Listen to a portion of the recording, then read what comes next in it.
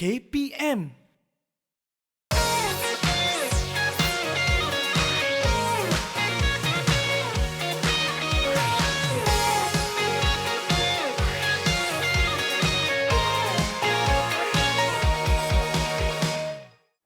Woi, penat juga jadi ahli belas sabit merah ni.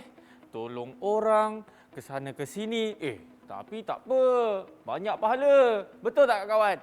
Assalamualaikum warahmatullahi wabarakatuh. Salam sejahtera, what's up everybody? Anda sedang menyaksikan Core Curriculum Didik TV KPM bersama dengan saya Akmal Nazis. Kita akan belajar apa antara aktiviti-aktiviti yang dijalankan oleh badan unit beruniform tersebut. Dan seperti biasa, nampak tak ini logo apa?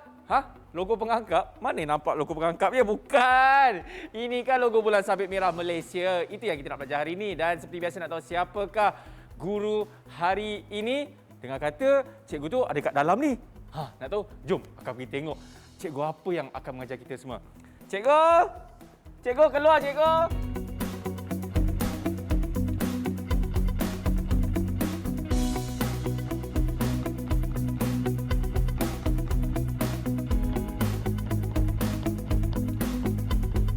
Tanpa membuang masa lagi, jom kita panggil Cikgu Murugan.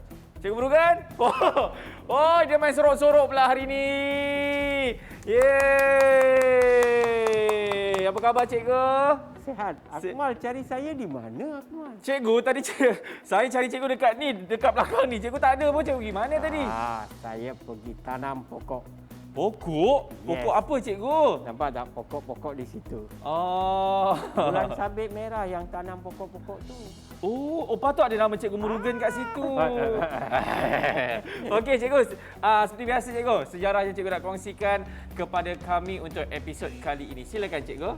Okey, Akmal dah tengok banyak benda dalam Bulan Sabit Merah. Ada aspek-aspek sejarah, buku, pengarah, pengasas. Betul. Semua kita dah lihat. Hari ini ada satu komponen yang sangat penting, iaitu Jawatan Kuasa 5. Jawatan Kuasa 5 dibentuk selepas buku Henry Dunant yang bertajuk Memories of Solferino dikeluarkan. Okey, ingat, mesyuarat pertama Jawatan Kuasa berlima adalah pada tahun 1863. Okey. Di mana buku Henry Dunant keluar pada tahun 1863. Mereka baca buku tu macam Akmal baca, saya baca, mereka Jawatan Kuasa 5 tu baca. Dan mereka dapati ada banyak cadangan dalam buku tu yang harus disampaikan kepada orang ramai. That's why buku tu sangat popular. Dan Jawatan Kuasa 5 itu bermesyuarat pada 9 Februari 1863. Dan mesyuarat kedua, Akmal, dibuat pada 17 Februari 1863. Ingat, waktu tu mereka sudah membentuk jawatan kuasa tu kepada Jawatan Kuasa Antarabangsa Perawatan Mangsa-Mangsa Cedera. Dan jawatan kuasa itu terdiri daripada General Henry Dufour, Ketua Terus Angkatan Tentera Switzerland, Henry Dunant, John Henry Dunant, Gustav Meunier, Dr. Theodore Meunier dan Dr. Louis Appia. Itulah 5 orang. Nanti orang Google tengok gambar ada dalam internet, you can see. Apakah tujuan mereka menubuhkan ini? 5 orang ni telah mengkaji buku yang Akmal baca tu, A Memory of Solferino. Tengok, hebat. Baca bab terakhir ada cadangan. 5 orang ini duduk bersama-sama mengkaji cadangan-cadangan tersebut. Tujuannya ialah untuk merealisasikan cadangan untuk kebaikan orang ramai, kesejahteraan penduduk dunia. Cadangan pertama ialah membentuk pasukan perubatan atau pasukan bantuan dalam masa medan perang, di medan perang. Memberi perkhidmatan bantuan so that mangsa yang cedera, kita tak kisah dia ni negara mana apa, tak kisah, asalkan yang cedera, bantuan akan sampai dari negara neutral untuk memberi perkhidmatan kemanusiaan dan menyelamatkan nyawa askar-askar yang cedera di medan perang. Thank you so much cikgu. Itu sedikit mengenai sejarah Bulan Sabit Merah. Dan hari ini cikgu, kita nak belajar apa cikgu? Biar saya teka cikgu. hari ini mesti ada kena-mengena dengan balutan.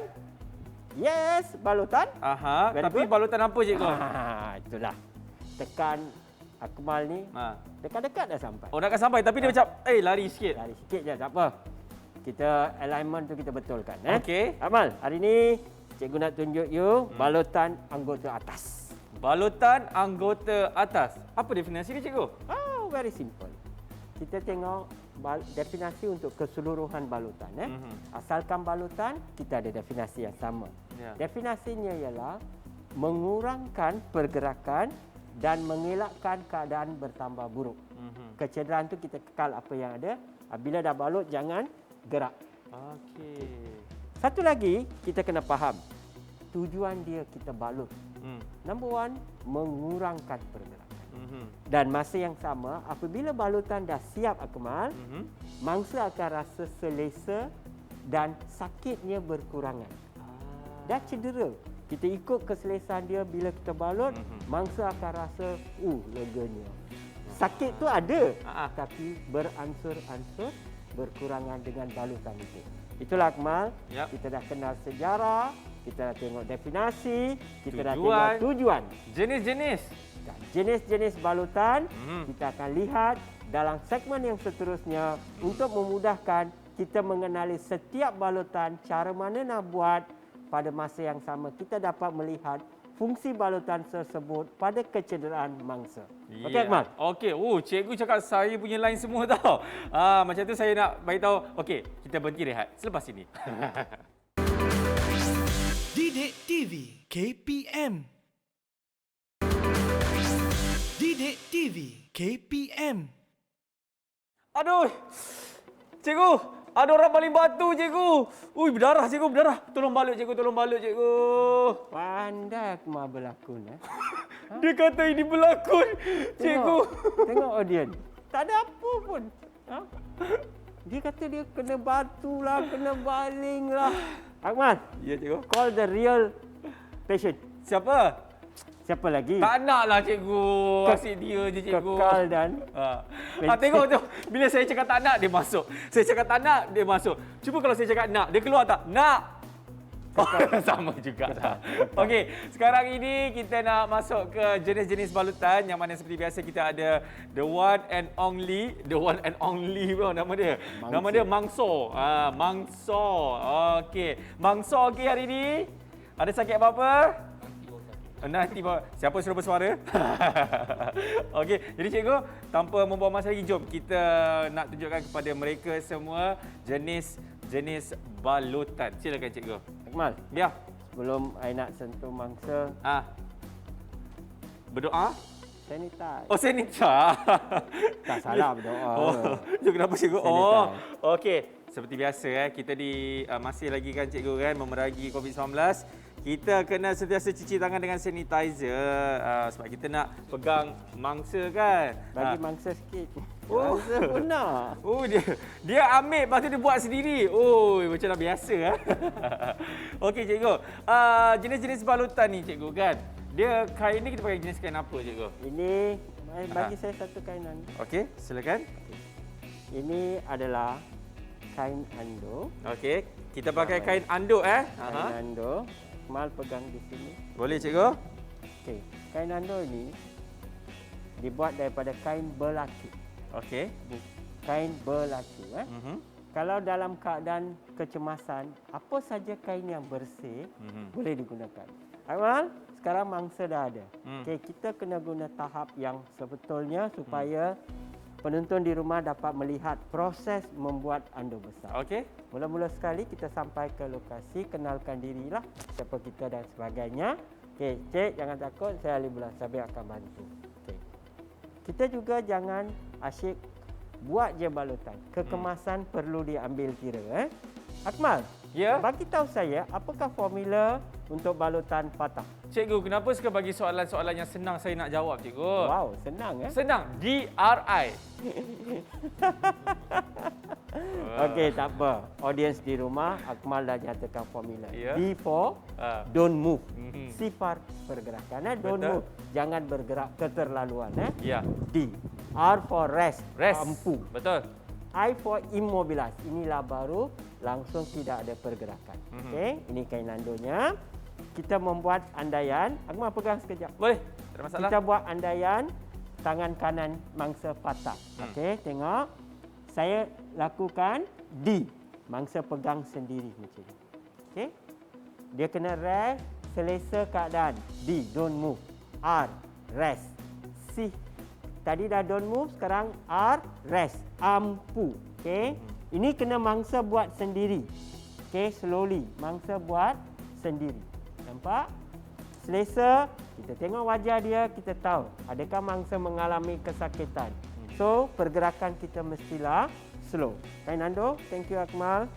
I letak di bahagian, anda nampak tak? Bucu. Ini puncak ni bertemu dengan siku. Okey. Slowly saya masukkan di dalam ni. Okey, keliling leher. Ini adalah bucu dia. Bucu dia kita bawa ke depan.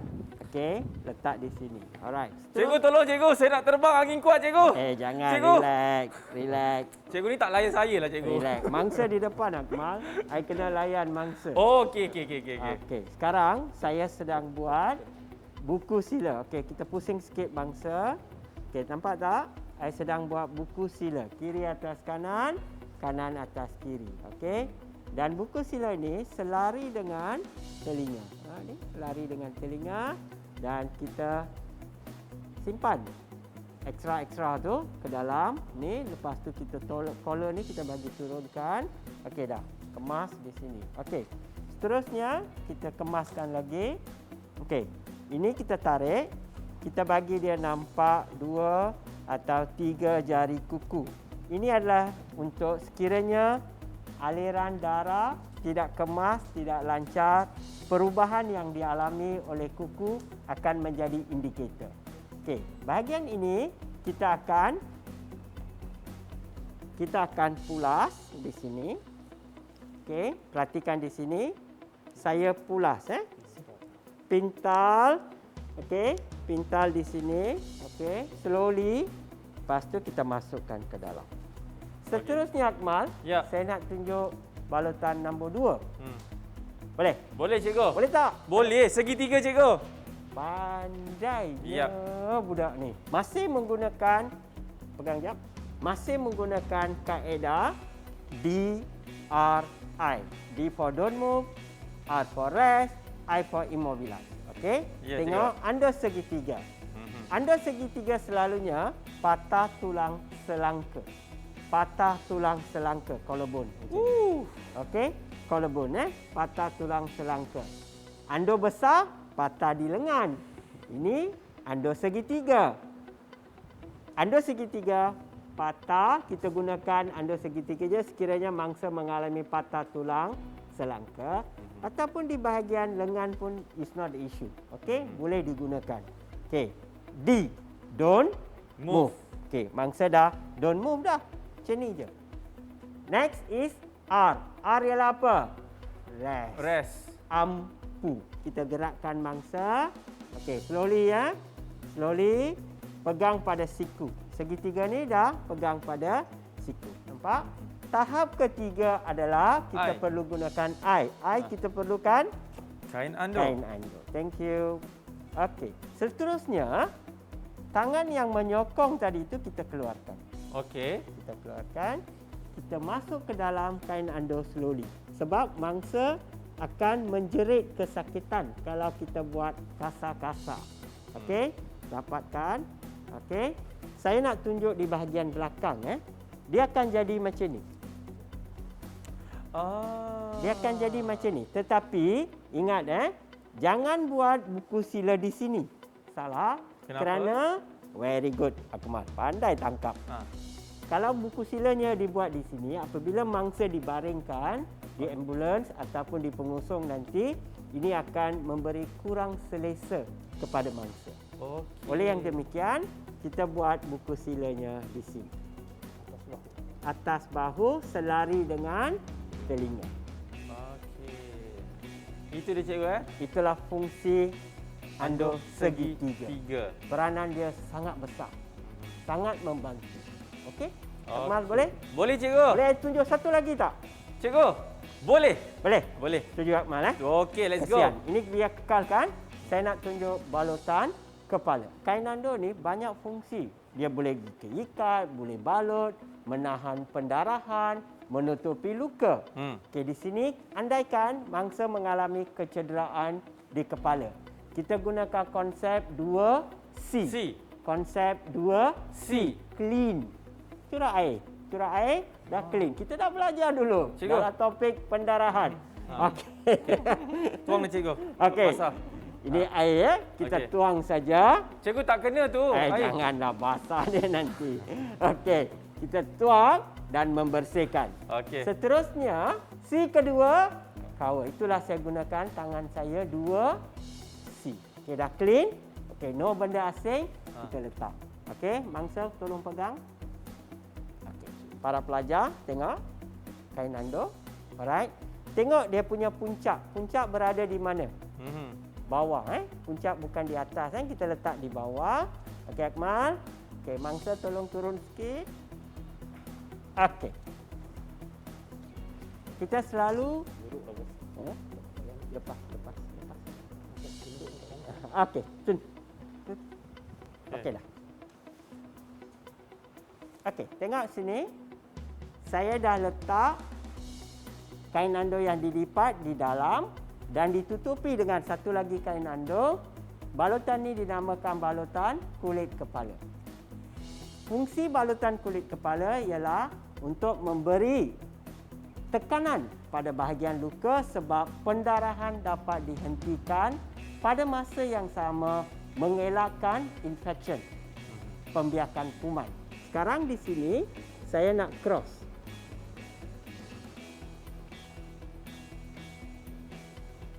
Saya akan cross di sini. Okey, kita cross. Masa cross, puncak tu biarlah di bawah macam ni. Okey. Puncak tu biar di bawah macam ni. Okey. Cantik kain dia tu. Lepas tu kita pindah ke depan. Pusing depan. Okey.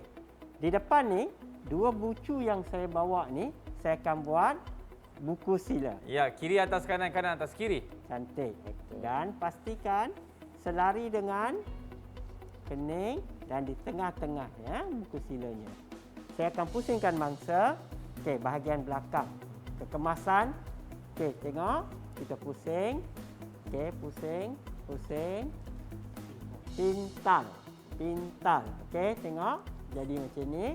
Alright, gunakan kreativiti anda, masukkan ke dalam. Inilah balutan kulit kepala. Sekarang saya nak serah kembali kepada Siapa cikgu? Akmal. Yes. Aduh, cikgu, tapak tangan saya luka cikgu. Aduh. Luka di tapak tangan, okey. Jangan luka di hati. Itu pick up line ke apa tu? Okey, lepas ni kita nak belajar pula macam mana kita nak balut luka di tapak tangan. Selepas ini, Kokurikulum Didik TV KPM. Aduh cikgu, tolong cikgu. Didik TV KPM. Didik TV KPM. Aduh, luka cikgu, luka. Cikgu Murugan tolonglah rawat saya cikgu. Akmal, dah banyaklah you cedera. Kita tengok yang mangsa sebenar, Akmal. Tengok sikit tapak tangan. Tengok. Tengok. Tunjuk kat depan. Wah. Darah ni lain macam Oh, darah dah kering, luka kering ni.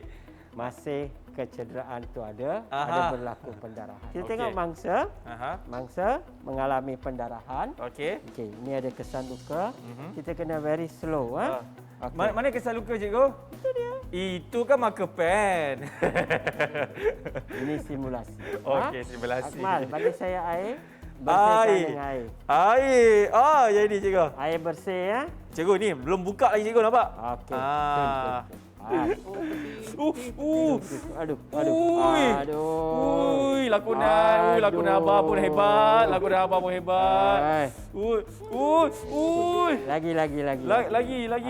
Habiskan. Jangan gerakkan. Saya pula yang sakit ni.